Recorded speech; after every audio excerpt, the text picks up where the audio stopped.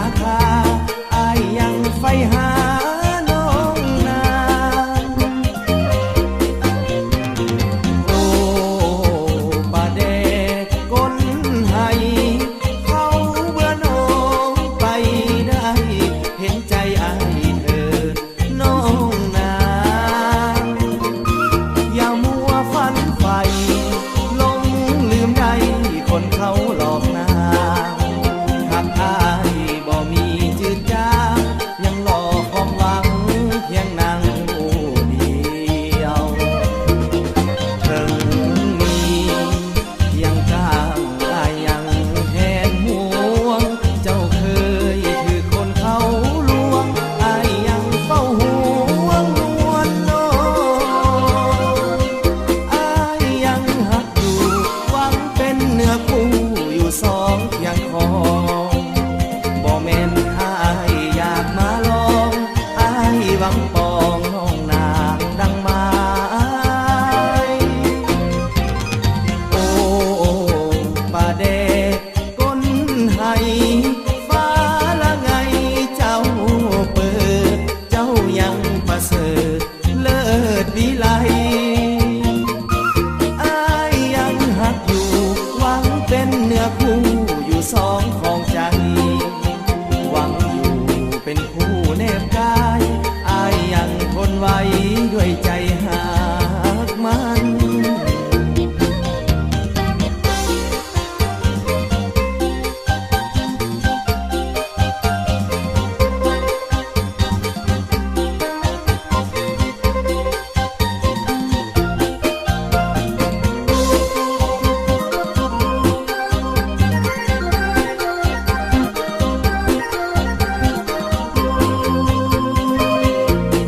ถึงมียังก้างอายยังแหนห่วงเจ้าเคยถือคนเขาลวงอายยังเฝ้าห่วงนวลโลอายยังหักอยู่หวังเป็นเนื้อคู่อยู่สองอย่างของบ่แม่นอายอยากมาลองอายหวังปองน้องนางดังไม้โอ้ปาเดก้นให้ฟ้าละไงเจ้าเปิดเจ้ายังประเสริฐเลิศวิไลอายยังหักอยู่หวังเป็นเนื้อคู่อยู่สองของใจ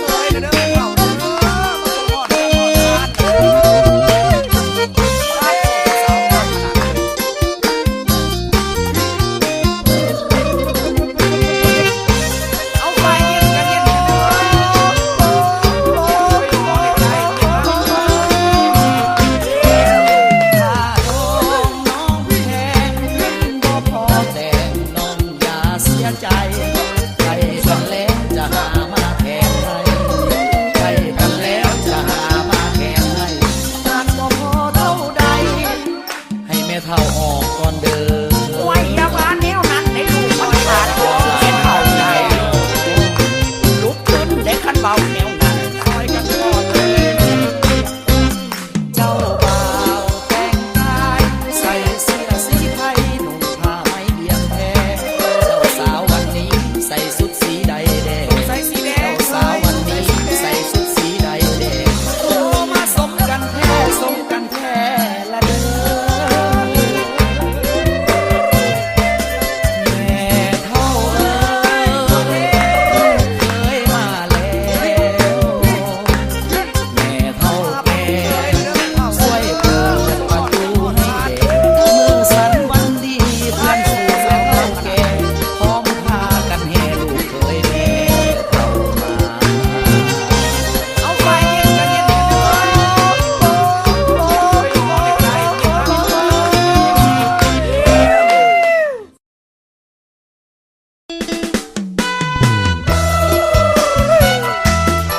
พอเสริมบุญเจ้าบ่าวเจ้าสาวออกพรระบุสามัคคีน้ำตาลเด้อญาติพี่น้องสุขุสุขคนรวมมนต์ซื่อน้ำกันและออกดีก็ได้เสก